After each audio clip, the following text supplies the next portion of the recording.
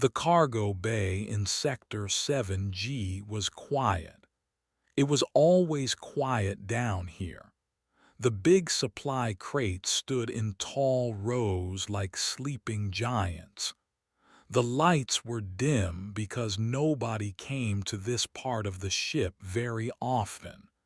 It was the perfect place to work alone, and that was exactly why Park liked it. Sat on a small metal stool with her tablet in her lap. She was counting plant samples from the last planet they visited.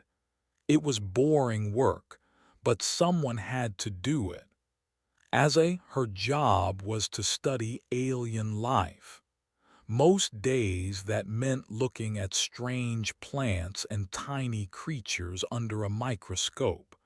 Today it meant checking boxes and writing numbers. The research vessel Harmony's Reach had been traveling through deep space for 8 months now. The ship carried over 200 crew members from 12 different species. Humans were still new to space travel compared to most aliens. They had only joined the galactic community 50 years ago. Some species still looked at humans with curiosity, like they were watching a child learn to walk. Did not mind. She liked meeting new species. She liked learning how they thought, what they ate, what made them laugh. Her mother always said she had a kind heart. Her father said she was too curious for her own good. Both things were probably true. She tapped her tablet and frowned at the numbers. 3 samples were missing from the count. She would have to search the crates again later. But first, she needed a break. Her back hurt from sitting too long. Stood up and stretched her arms above her head. The cargo bay was cold, and she pulled her jacket around her shoulders. She was about to walk back to the main corridor when she heard something. It was a small sound, soft and high, like a kitten crying. Stopped moving. She listened carefully. The sound came again.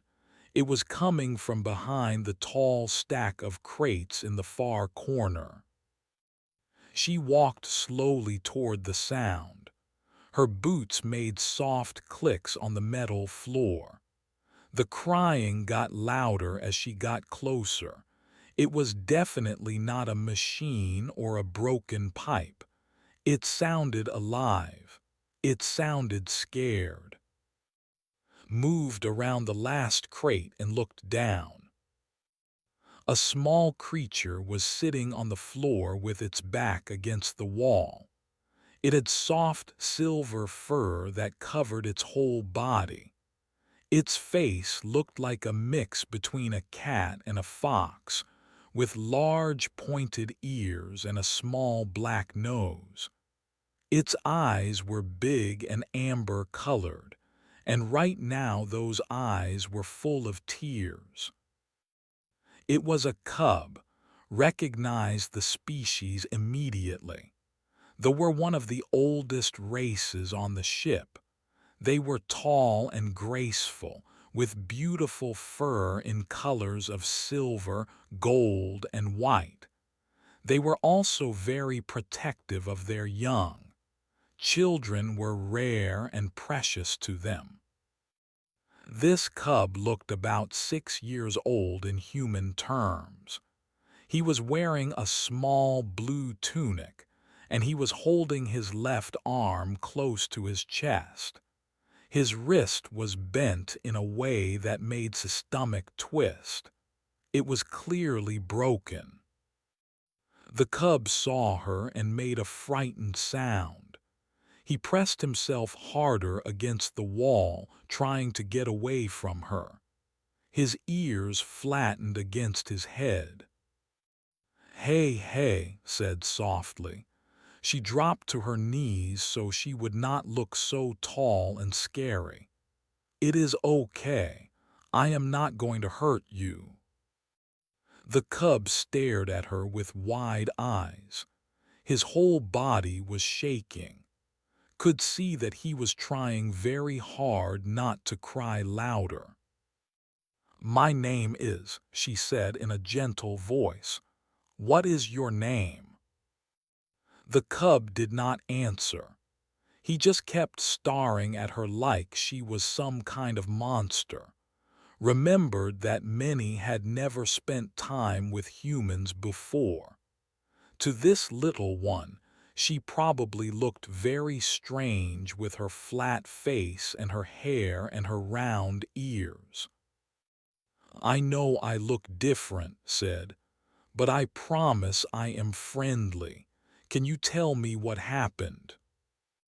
The cub swallowed hard. His voice came out in a tiny whisper. "I fell." "You fell from where?"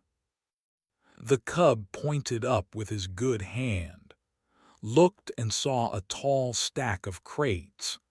Some of them had been moved, creating a kind of stairway that a small curious child might try to climb.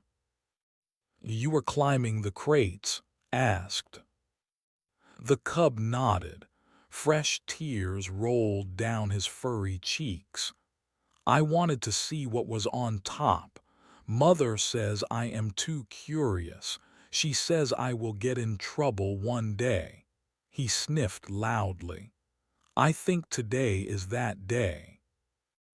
Despite everything, felt a small smile on her lips. "I understand. I was curious like you when I was young. I got in trouble many times too." The cub looked at her with surprise. "You did?" "Oh yes.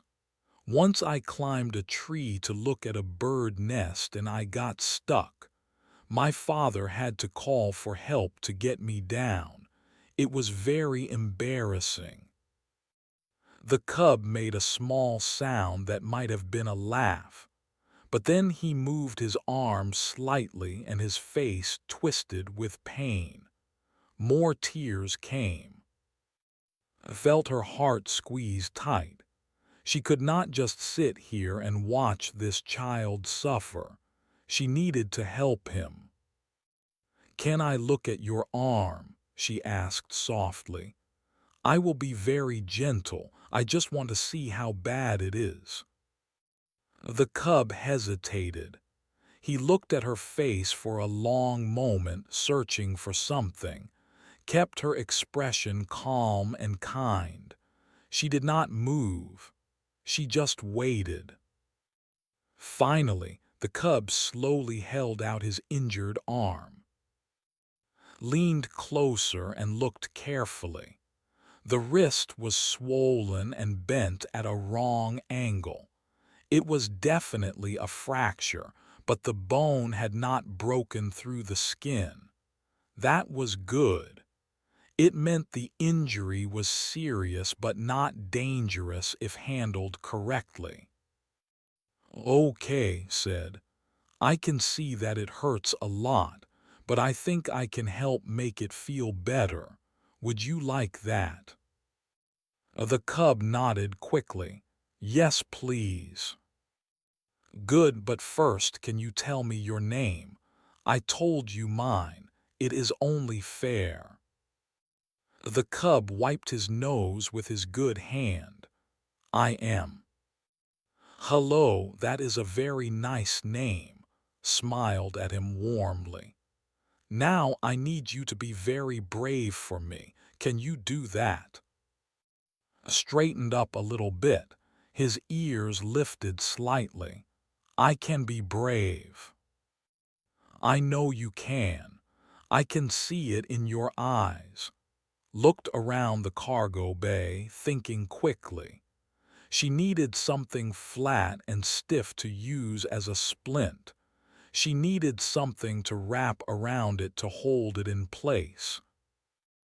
Her eyes landed on a flat plastic cargo label attached to a nearby crate. It was about the right size. She stood up carefully and pulled it free. Then she looked down at her jacket. It was her favorite one, but that did not matter right now. She pulled off the jacket and began tearing strips from the bottom of it. The fabric ripped easily in her hands. "What are you doing?" asked, watching her with big eyes. "I am making something to help your arm," explained.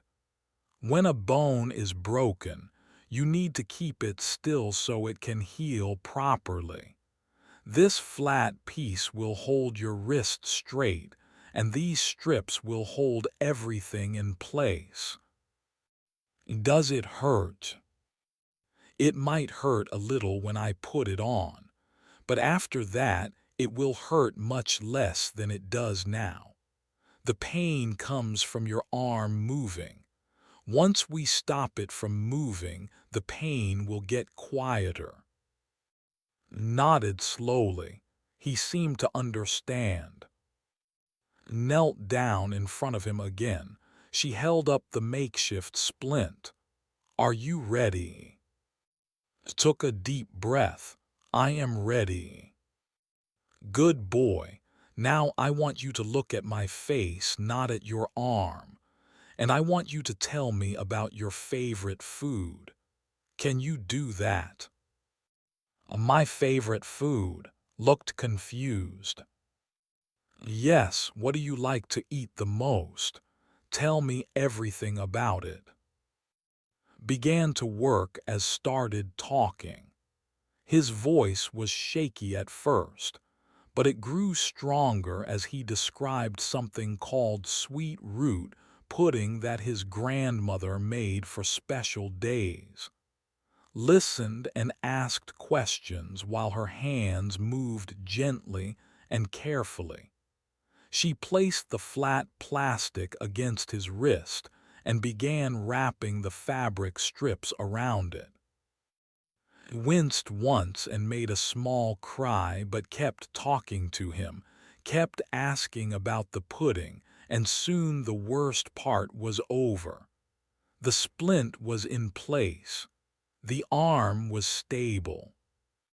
"There," said softly, "all done." Looked down at his arm in wonder.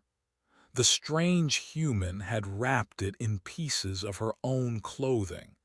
It looked odd, but the terrible sharp pain had faded to a dull ache. "The pain is quieter," he whispered. "You made it quiet." "I told you I would," sat back and smiled at him. "Now we just need to get you to the doctors can fix it properly. Can you walk?" Nodded, but then he looked up at her with those big amber eyes. "Will you stay with me? I do not want to be alone." Reached out and very gently touched his good hand. "I will stay with you, I promise." Somewhere in the walls of the ship, sensors had detected the stress hormones flooding the cargo bay. An alert was already traveling through the system to the far above. The message would read, "Cub Alert, Sector 7G."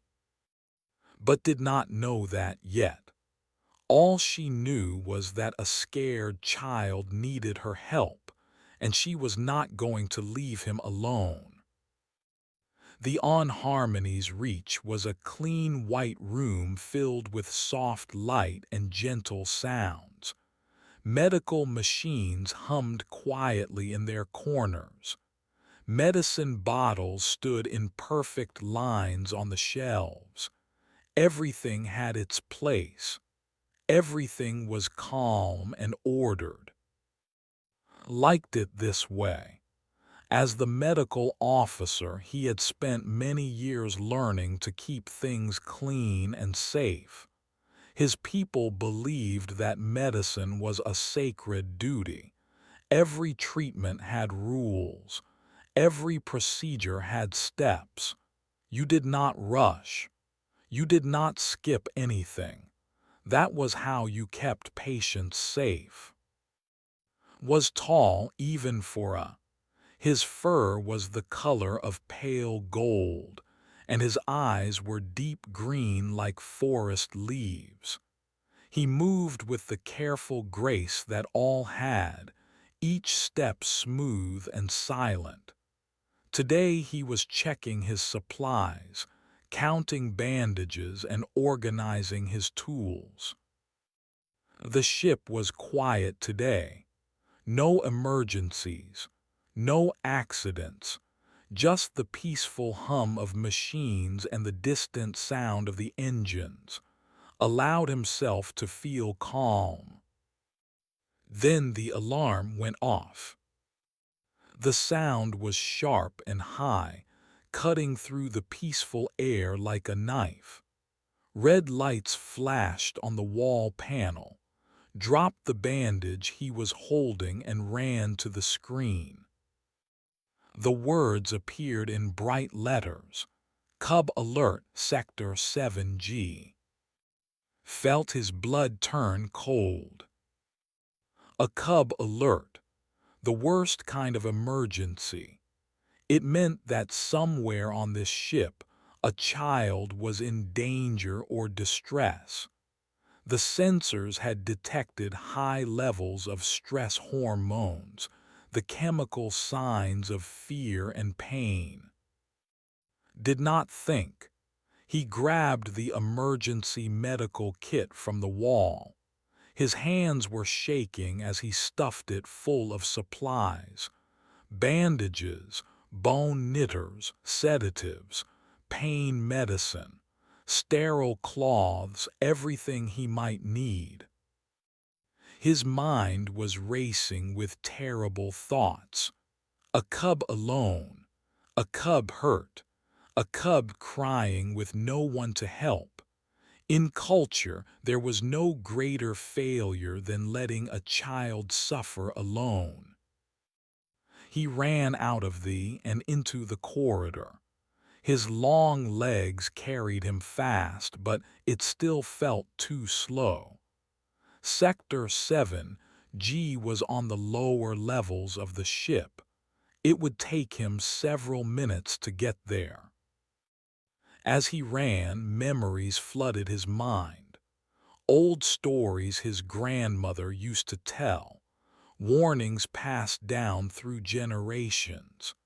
In the ancient times before they had medicine and science, many cubs died from injuries that adults tried to treat with bare hands. Bones healed wrong. Wounds got infected. The old ones learned a hard lesson. Cubs were fragile, and only careful, proper treatment could save them. That was why the protocols existed. Never touch an injured cub without sterile gloves.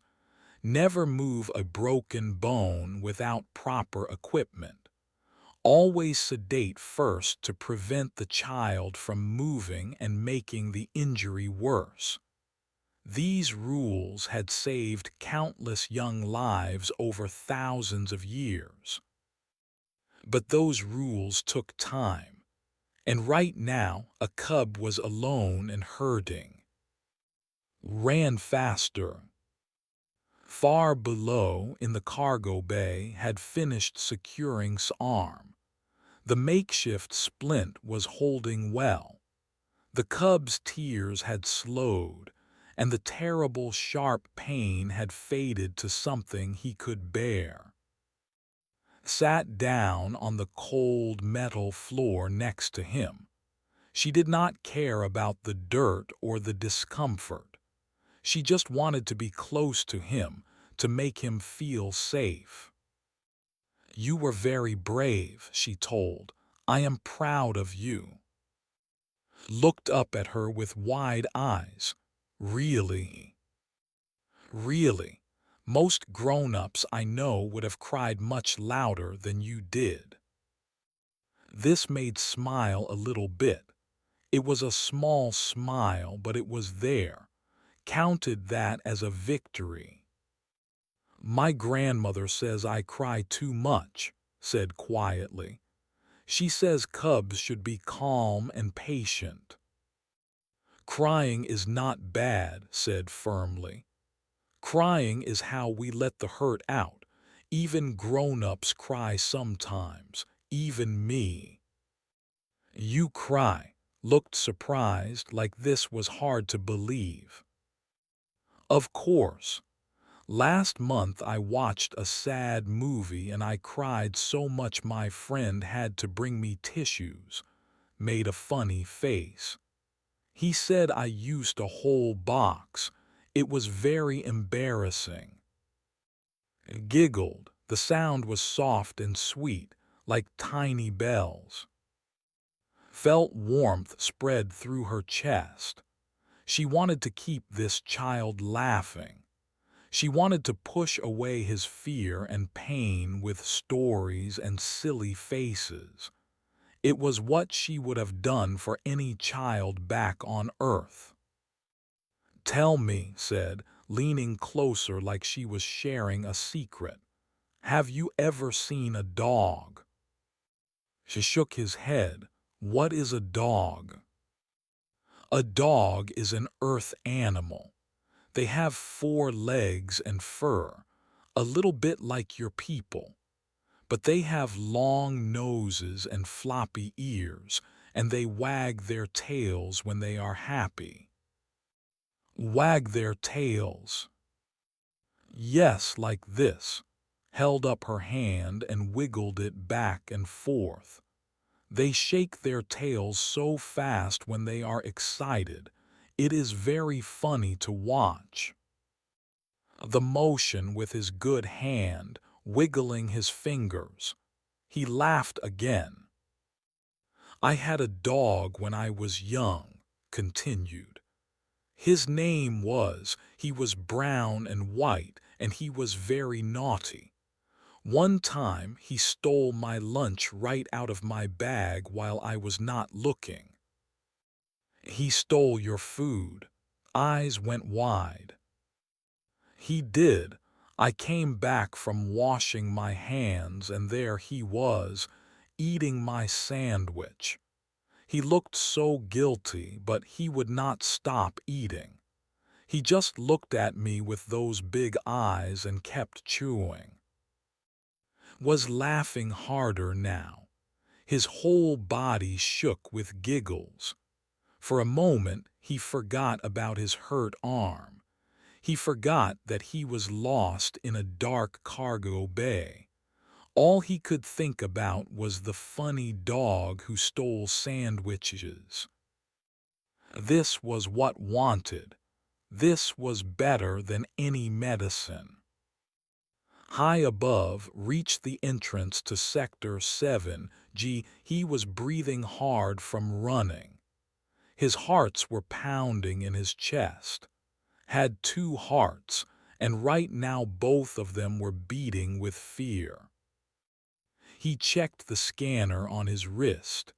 The stress hormones were coming from the far corner of the cargo bay. The cub was still there, still alive. But for how long? How badly was the child hurt? Pushed through the doors and ran into the cargo bay. His eyes searched through the dim light, looking between the tall stacks of crates. He could hear something now. A voice. Someone was speaking. No, not just speaking. Someone was laughing. Slowed down. That did not make sense. A cub in danger would be crying, not laughing. Had the sensors made a mistake? He moved around the last row of crates, his medical kit ready in his hands. Then he stopped. His whole body froze like he had been turned to stone. A human woman was sitting on the floor within her lap. The cub was leaning against her chest, looking comfortable and calm. His left arm was wrapped in some kind of strange bandage made from torn fabric. It was not proper medical wrapping. It looked rough and improvised, but it was holding the arm still, supporting the injured wrist, and was laughing. He was actually laughing at something the human was saying. Felt his mind go blank. This was not possible. This broke every rule he knew, every protocol he had learned. A non-medical person had touched an injured cub with bare hands, without sterile equipment, without sedation, without permission. And yet the cub was calm, the cub was happy, the cub was not in pain. Opened his mouth, but no words came out. He just stood there, holding his bag of perfect medical supplies, staring at this impossible scene. Looked up and saw him. She smiled in relief. "Oh good, you must be from, I am so glad you are here. This is." He fell and broke his wrist. "I stabilized it the best I could, but he needs proper treatment." Still could not speak.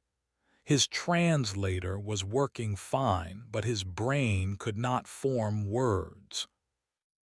Looked up at him with those big amber eyes. The cub reached out with his good hand and tugged gently on fur.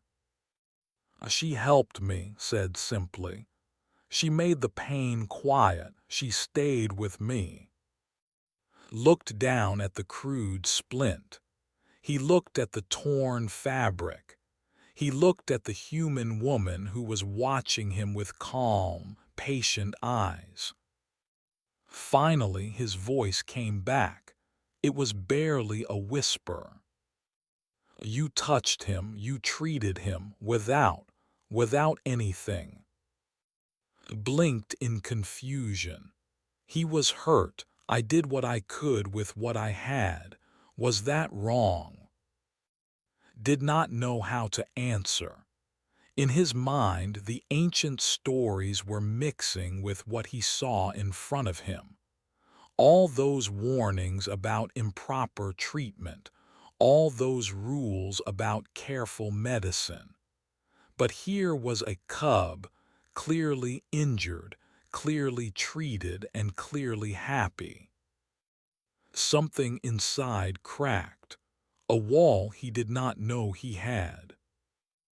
He set down his medical kit and knelt on the floor next to them. His hands were still shaking, but for a different reason now. "I need to examine the arm," he said softly, "to make sure it is positioned correctly." "Of course," carefully shifted so could reach. The medical officer gently unwrapped the makeshift bandage. He looked at the splint beneath it. His eyes went wide. The improvised splint was holding the bone in almost perfect alignment. The wrapping was not pretty, but it was effective. The pressure was even. The joint was stable. "How did you know to do this?" asked, looking at with new eyes.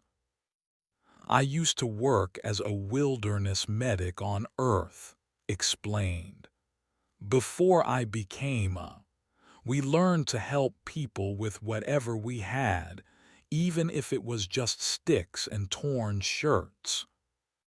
"A wilderness medic," repeated slowly. "Your people have doctors who work without proper tools." "Sometimes we have to. When someone is hurt far from a hospital, you cannot wait for perfect equipment. You do what you can with what you have. Something is better than nothing. Stared at her for a long moment. Those words echoed in his head. Something is better than nothing. It was such a simple idea, such a human idea. And it had saved this cub from suffering alone. Tugged on fur again. Can we go to the now? Said the doctors there can fix my arm properly, and she promised to stay with me. Looked at the human woman. She was waiting calmly, ready to help, ready to stay by a child who was not even from her own species. Yes, said softly, let us go to all of us together. As he gathered in his arms, careful not to disturb the splinted wrist, felt something change inside him. He did not have words for it yet, but he knew that he would never look at humans the same way again. Walked beside them through the corridors, her torn jacket hanging loose on her shoulders. She did not seem to notice or care about the damage to her clothing. She was just watching, making sure he was okay. Watched her from the corner of his eye. On his home world, they had many words for different kinds of healers, but he did not have a word for what this human was. Perhaps he would have to make a new one. The was bright and clean when they arrived. Other medical staff looked up as walked through the doors carrying in his arms. Their eyes went wide when they saw the cub, then wider still when they saw the human woman walking beside them. Placed gently on one of the medical beds, the cub looked around at all the machines and equipment with curious eyes. He did not seem scared anymore. He held onto's hand with his good arm and watched everything with interest. I need the bone scanner and the regeneration unit, told his assistant, a young named with pale silver fur. The injury is a wrist fracture, already stabilized. Hurried to gather the equipment, but she kept looking back at with confusion on her face. Who was this human? Why was she here? And what did mean by already stabilized? Carefully removed the makeshift splint from his arm. He worked slowly and gently, not wanting to cause the cub any more pain. When the torn fabric fell away, the other medical staff gathered closer to look. The arm was swollen and bruised, but the bone was straight. The fracture had not moved or shifted. The rough splint had done its job perfectly. Who did this? Asked in a whisper. Nodded toward. She did, the human. Everyone turned to look at. She felt suddenly uncomfortable with all those alien eyes on her. She shifted her weight from one foot to the other. It was just basic first aid, she said quietly. Anyone could have done it.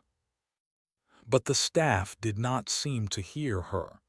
They were looking at the arm, then at her, then at each other. Their faces showed an emotion that could not read. Ran the bone scanner over his wrist. The machine hummed softly and displayed results on a floating screen. The fracture was clean, a simple break that would heal well with proper treatment. The alignment is nearly perfect, said, and there was wonder in his voice. If this had been left untreated, the cub would have been in severe pain. The bone could have shifted. There could have been nerve damage.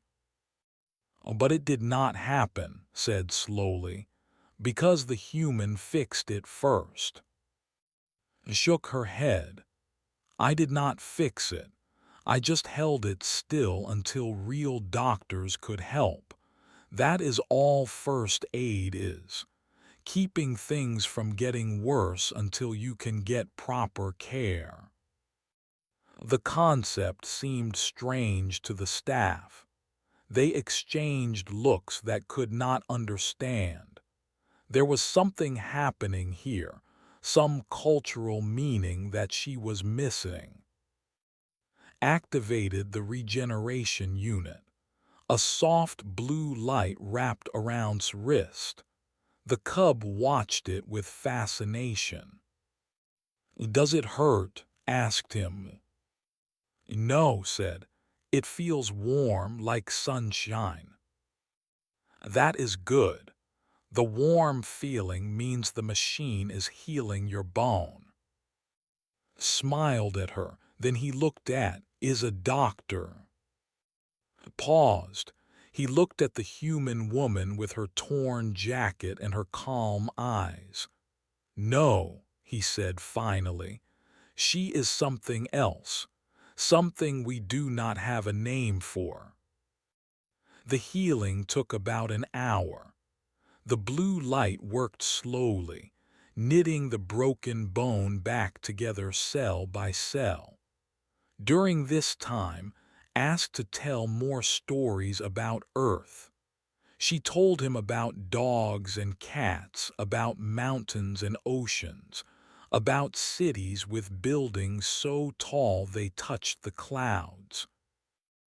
The staff listened too, pretending to work on other things but really paying attention to every word. Humans were still mysterious to most species. They had joined the galactic community so recently.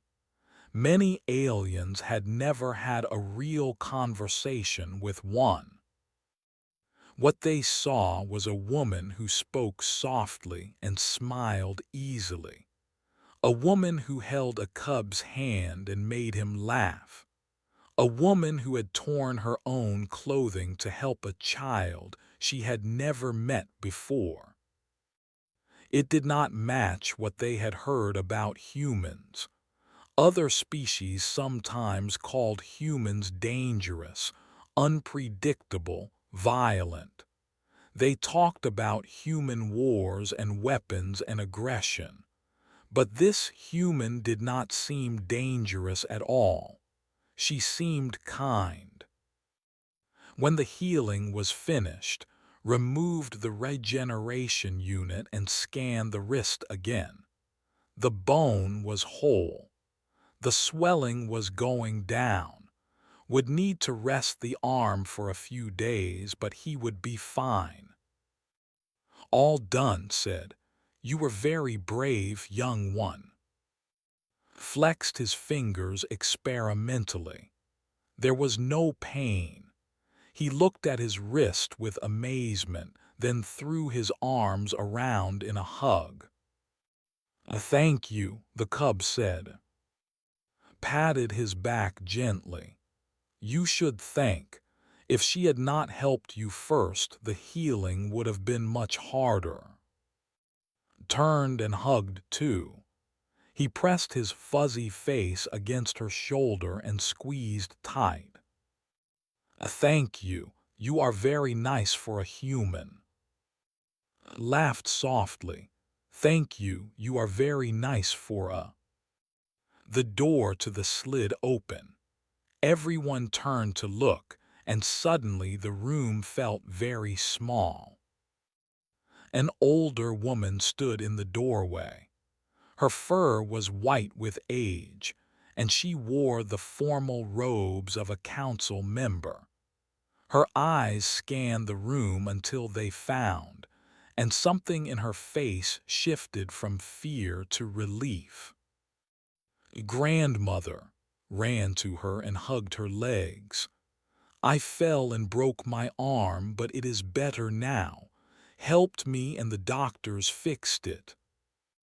The old looked down at her grandchild. Then she looked up at the room. Her eyes found, and they stayed there. "Oh, you are the human," she said. It was not a question. Stood, "Yes, ma'am. My name is Park. I am on this ship." "My name is Maurice. I am this child's grandmother and a member of the ship council." The elder walked forward slowly, her eyes never leaving his face. "I received word that my grandchild was injured. I also received word that a human was involved." The room went very quiet. Felt her heart beat faster.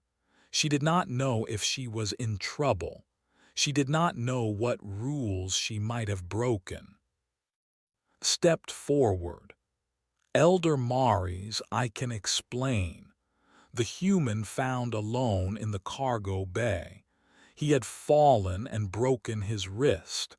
She provided first aid using materials at hand. Her actions prevented further injury and made the healing process easier. Maurice held up a hand, went silent immediately. The elder walked closer too. She was tall like all, and she looked down at the human with eyes that were old and wise and full of something could not name. "You touched my grandchild," Maurice said. "You touched an injured cub of our species." "Yes, ma'am," said. Her voice did not shake even though she felt nervous inside. "He was hurt and alone. I could not leave him like that."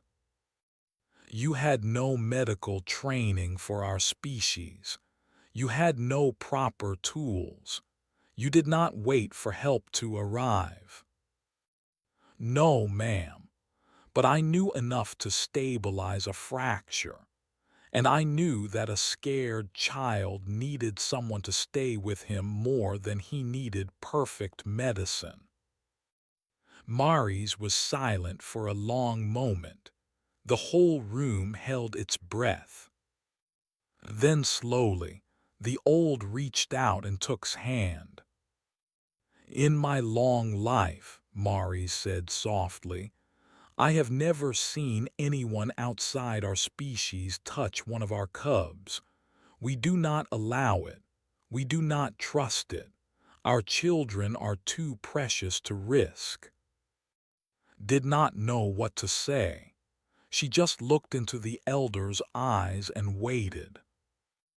"But today," Maurice continued, "my grandchild was alone and hurt. He could have been waiting for a long time, crying in pain, terrified in the dark. Instead, you found him. You helped him. You stayed with him." Her grip on his hand tightened. "You did what we would have done if we had been there. You acted like family." Felt tears suddenly burn in her eyes. She blinked them back.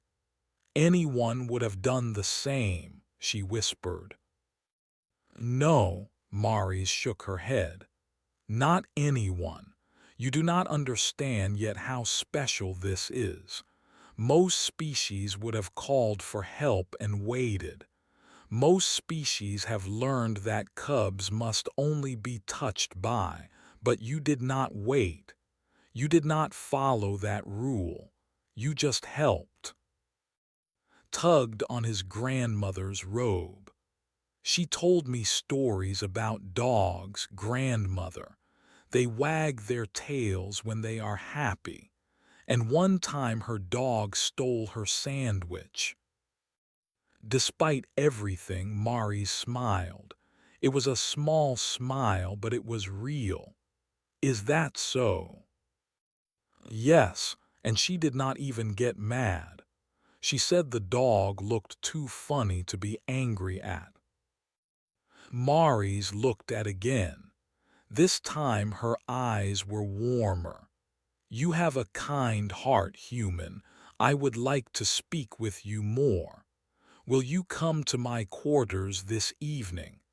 I wish to understand better the person who helped my grandchild."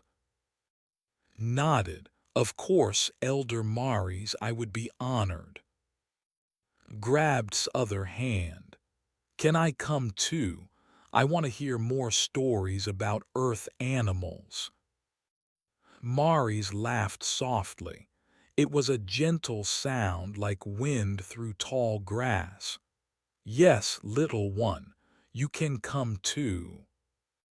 As they prepared to leave the cot's eye, the medical officer nodded slowly, a gesture of respect that went beyond words. Nodded back. She still did not fully understand what had happened. She did not know why everyone was making such a big deal about what she did. She had just seen a hurt kid and helped him. It was simple. It was basic. It was what any decent person would do. But as she walked out of the with holding one hand and his grandmother holding the other, she started to realize that maybe, just maybe, it was not simple at all. Maybe what was normal for humans was extraordinary to everyone else. And maybe that was something worth thinking about. The news spread through the ship like fire through dry grass. By evening, everyone had heard some version of the story. A human woman had found an injured cub. She had treated him with her bare hands. She had torn her own clothes to make bandages. She had stayed with him and made him laugh. Some species found this story confusing. Others found it fascinating. But for the crew members, it was something much deeper. It touched a part of their culture that outsiders rarely understood. Did not know any of this as she walked toward Elder Mari's quarters. Walked beside her, his face tight with worry. "Are you sure you should go alone?" he asked. "What if you did something wrong? What if they want to punish you for breaking their rules?" She shook her head. "The elder invited me. That does not sound like punishment." "But you touched their cub without permission. I have heard that are very strict about these things." "I helped their cub," corrected gently. "There is a difference." Sighed. He had known for 3 years, ever since they both joined the Harmony's Reach crew. She was the kindest person he had ever met, but also the most stubborn. When she decided to do something, nothing could stop her. "I am coming with you," he said firmly, "just in case." Smiled at him. "Thank you, I would like that." They reached Elder Mari's quarters at exactly the appointed time. The door slid open before they could knock. Stood in the doorway, his silver fur brushed and shiny, his healed arm moving freely. "Well, you came." He grabbed her hand and pulled her inside. "Grandmother made special tea, and I helped set the table." The room was warm and decorated in soft colors. Cushions covered the floor in the style, and low tables held cups and small plates of food. Elder Mari sat in the center of the room, but she was not alone. 3 others sat with her. They wore the same formal robes that marked them as council members. Their eyes followed as she entered the room. Felt tense beside her. This was not a casual meeting. This was something official. "Please sit," Mari said, gesturing to cushions across from them. "Both of you." And sat down carefully, squeezed in next to, pressing his small body against her side like they were old friends. Mari's poured tea into delicate cups. The liquid was pale purple and smelled like flowers. She handed cups to and then to the other council members. "You have questions," Mari said too. "I can see them in your eyes." Nodded slowly. "Yes, I do not understand why everyone is treating what I did as something special. In human culture, helping an injured child is just normal. It is what we are supposed to do." The council members exchanged glances. One of them, with deep blue fur, leaned forward. "Allow me to explain," he said. His voice was old and rough like worn leather. "My name is, I am the keeper of our historical records. May I tell you a story?" "Of course," said. Took a slow breath. "Many thousands of years ago there were a different people. We lived in small groups on our home world. Life was hard and death was common, but the hardest deaths were always the children."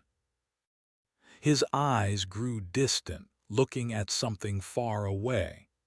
"Our cubs were so fragile, so precious. When they were hurt, we wanted to help them so badly that we often made things worse. Broken bones were set wrong because we rushed. Wounds got infected because we touched them with dirty hands. Cubs died from injuries that should not have killed them, all because the adults could not bear to wait and do things properly." Listened quietly. Beside her had stopped moving. Even he seemed to understand that this was something important. "We lost so many children," continued. "So many that our species nearly died out. In desperation, our ancestors created the protocols, rules for how to treat injured cubs. Never touch with bare hands. Always use sterile tools. Always sedate first to prevent movement. Never rush. Never skip a step. These rules saved us," another council member said. She was older than her fur nearly white with age. "They stopped the deaths. Our population grew again. We became strong." "But the rules became more than rules," Mari's added softly. "They became sacred. We followed them so carefully that we forgot why they existed in the first place." Was starting to understand. The rules were meant to help cubs, but following the rules perfectly meant that cubs had to wait alone when they were hurt. "Yes," Mari's eyes were wet. "The protocols require preparation, gathering supplies, sterilizing equipment, preparing sedation. All of this takes time, and during that time the child suffers alone. We tell ourselves it is for their own good. We tell ourselves the waiting is necessary." "But it is not," said quietly. "Not always." "No, not always." Maurice reached out and touched his head gently. Today, my grandchild was alone in a dark place, hurt and scared. If you had not found him, he would have waited for many long minutes before help arrived. He would have cried in the darkness with no one to comfort him. The pain might have caused him to move wrong and make the injury worse. But was there, said. She stayed with me. She made a special thing for my arm, and she told me about the dog that steals sandwiches. Despite the serious mood, several council members smiled. Maurice looked at with deep emotion in her eyes. You did something that no would do. You touched my grandchild without preparation, without tools, without following the protocols. By our standards, this should have been a terrible mistake. But it was not, said. It was exactly what the child needed. You understood something that we have forgotten, Maurice continued. Sometimes comfort matters more than procedure. Sometimes being there is more important than being perfect. Sometimes a child needs someone to hold their hand more than they need sterile gloves. Spoke for the first time. Humans have a saying, something is better than nothing.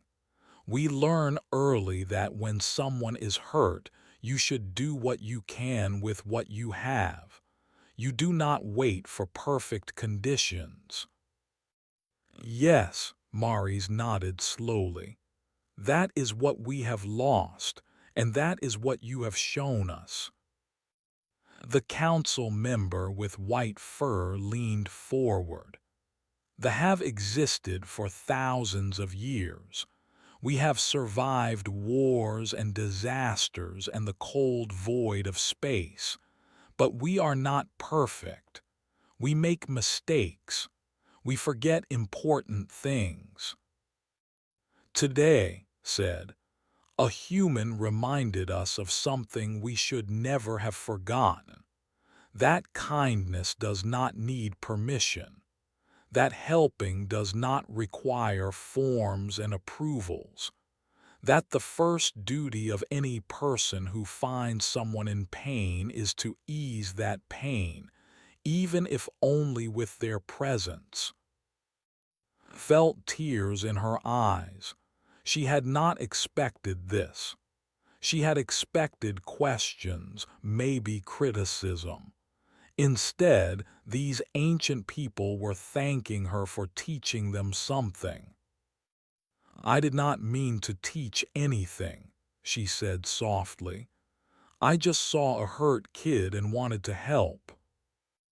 And that, Maurice said, is exactly the point. You did not think about it. You did not analyze it.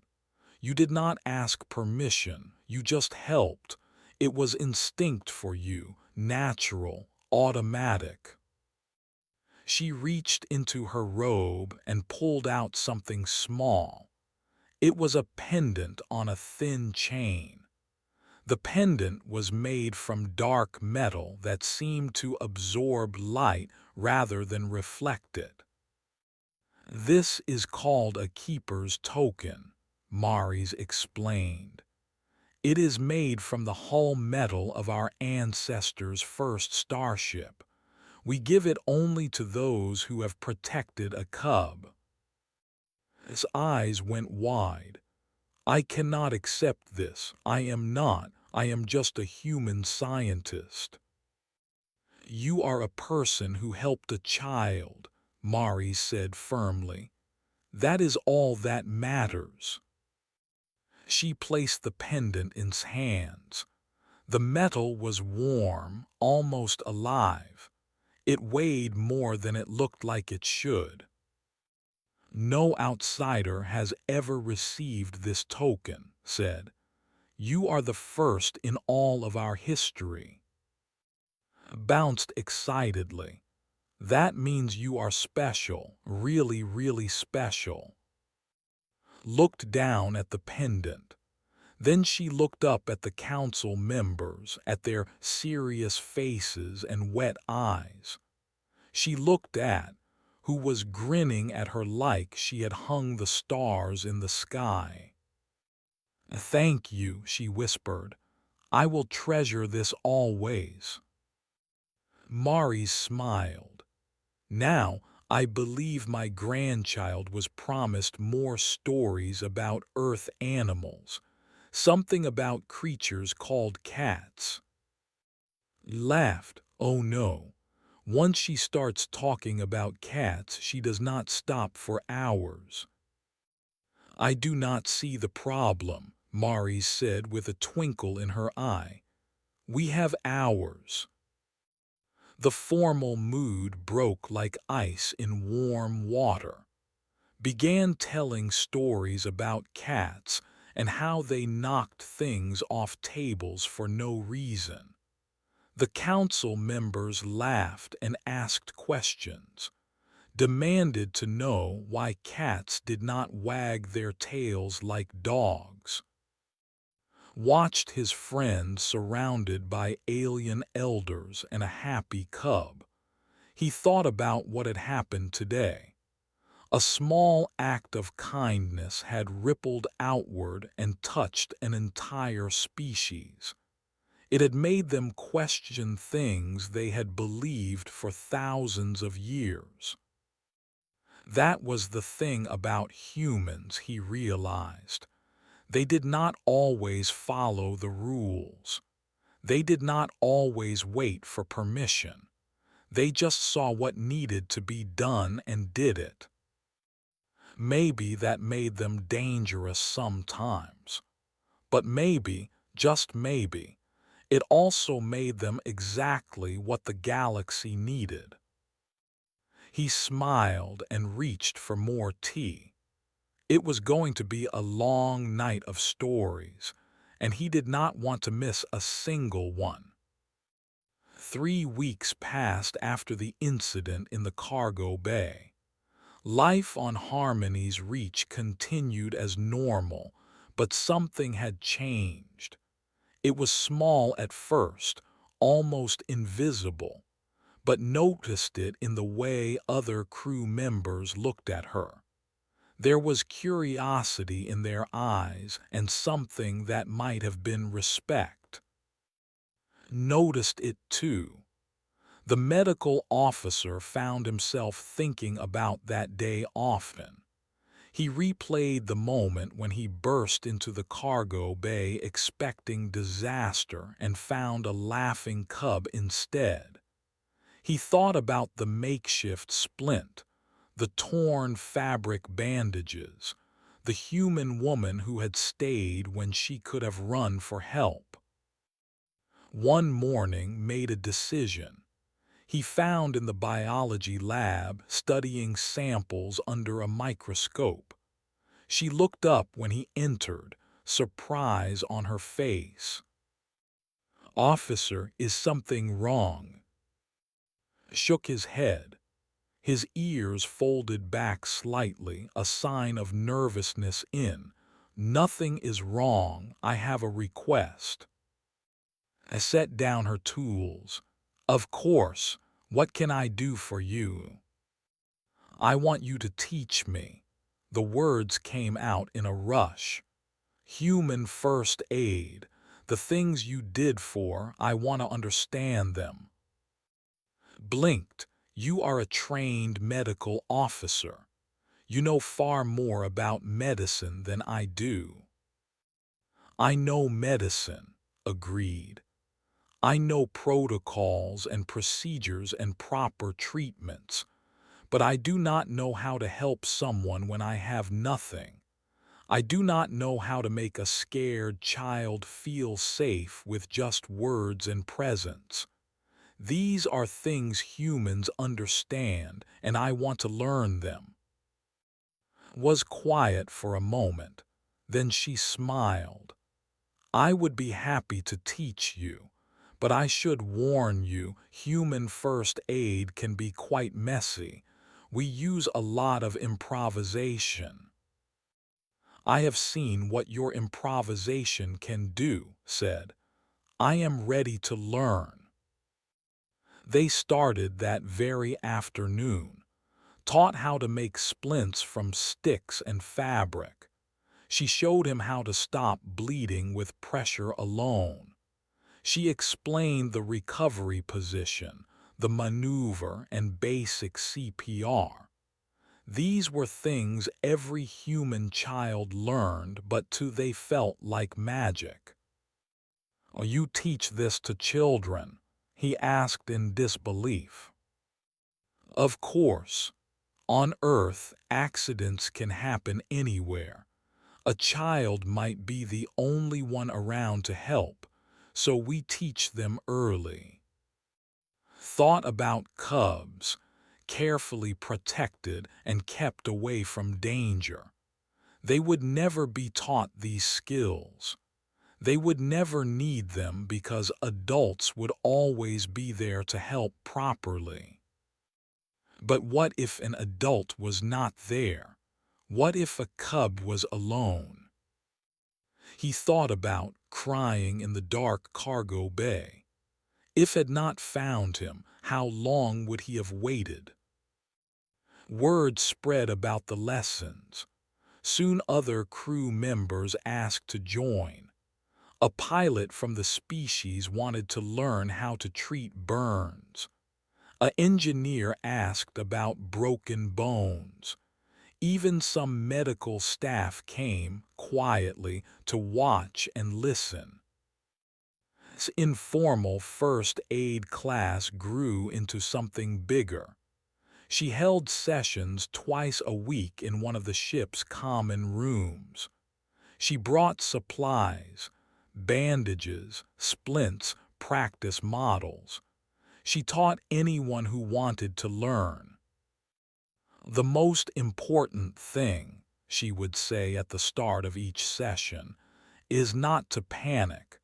Fear makes us freeze, but people who are hurt need us to act. So we learn these skills until they become automatic, until we can do them even when we are scared." The crew listened. They practiced on each other. They asked questions that sometimes made think hard about things she had always taken for granted. "Why do humans touch so much when someone is hurt?" a pilot asked once. "You hold hands. You put arms around shoulders.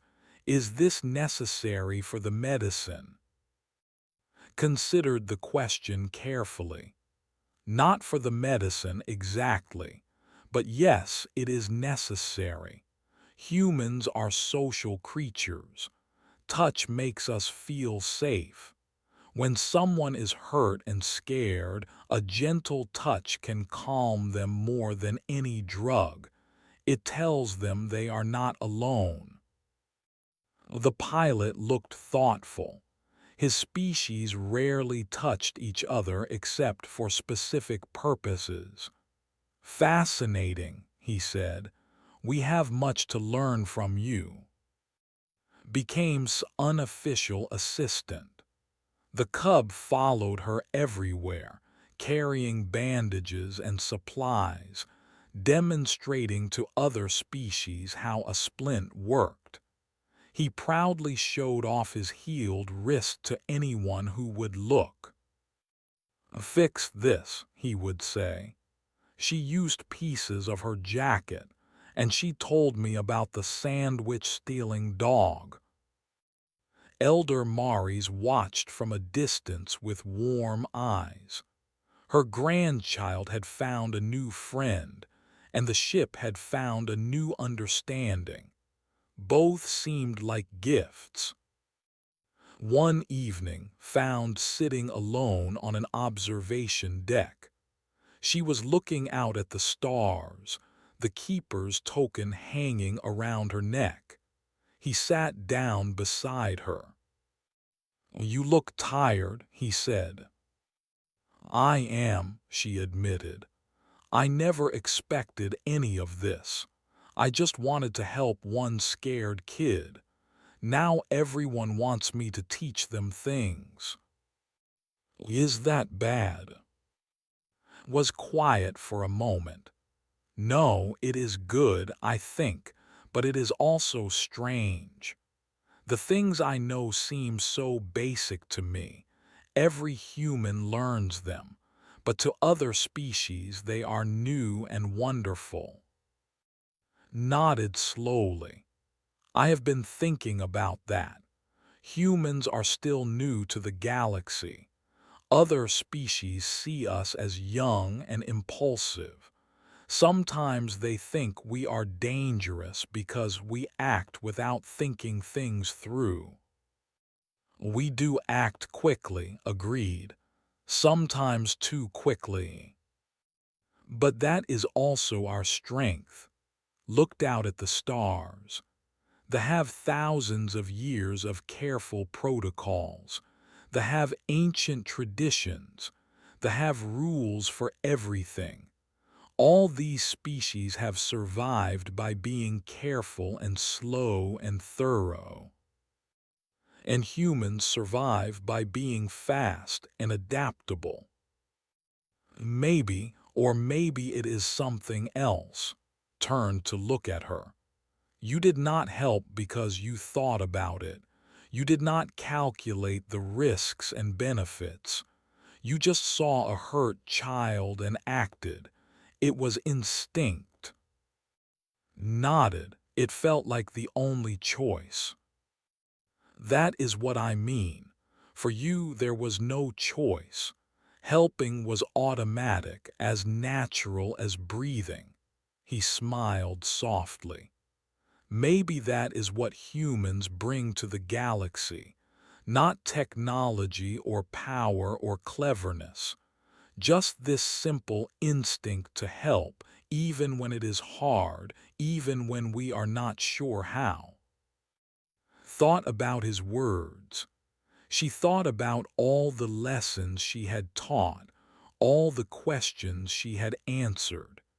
She thought about the look on his face when he learned how to make a simple bandage. She thought about his laugh when she told him about her dog. Maybe kindness is our superpower, she said quietly. Laughed. That sounds like something from a children's story. The best truths usually do. They sat in comfortable silence, watching the stars drift past.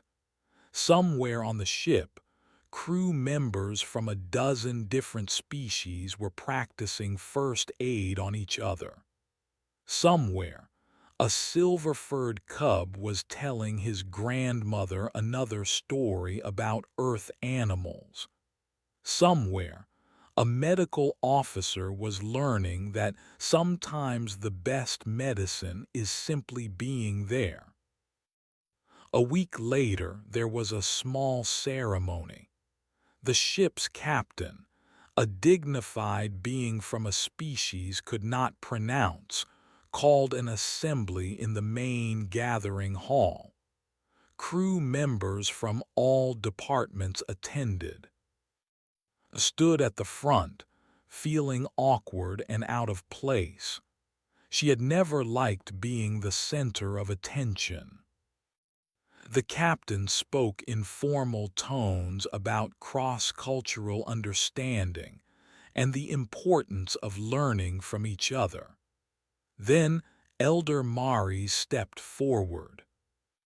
3 weeks ago my grandchild was lost and hurt, the elder said. Her voice carried through the hall.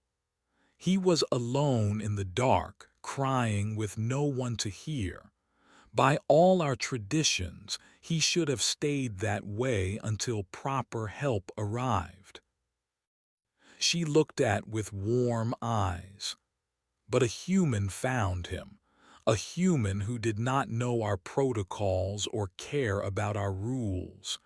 She saw a child in pain and she helped, simply, directly, with nothing but her own 2 hands and a kind heart. Maris held up her own keeper's token.